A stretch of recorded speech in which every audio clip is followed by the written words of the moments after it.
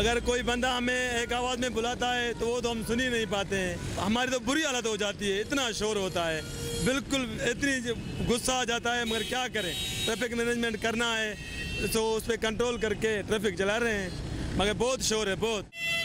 जुबैर की तरह कराची में रहने वाले तकरीबन सभी लोग शोर की आलूदगी से तंग हैं, लेकिन इन्हें ये अंदाज़ा ही नहीं कि ये शोर इनकी सेहत पर क्या असरात मुरतब कर रहा है।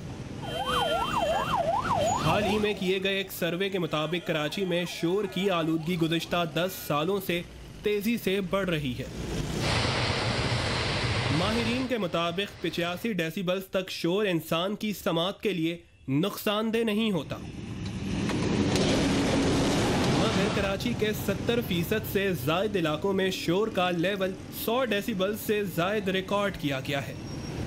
जो मेन प्रॉब्लम होता है, एक तो समात ख़राब हो जाती है, इसके अलावा लोगों में चिड़चिड़ापन होता है, लोगों में ब्लड प्रेशर की शिकायत हो सकती है, लोगों में शुगर की शिकायत हो सकती है, लोगों को यहाँ तक कि जब ब्लड प्रेशर हो जाए तो हार्ट अटैक भी हो सकता है, जिसका कॉज सिर्फ और सिर्फ शोर होगा।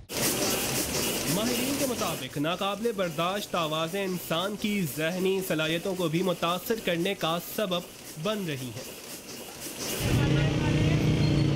शोर की सबसे बड़ी वजह बेहंगम ट्रैफिक है।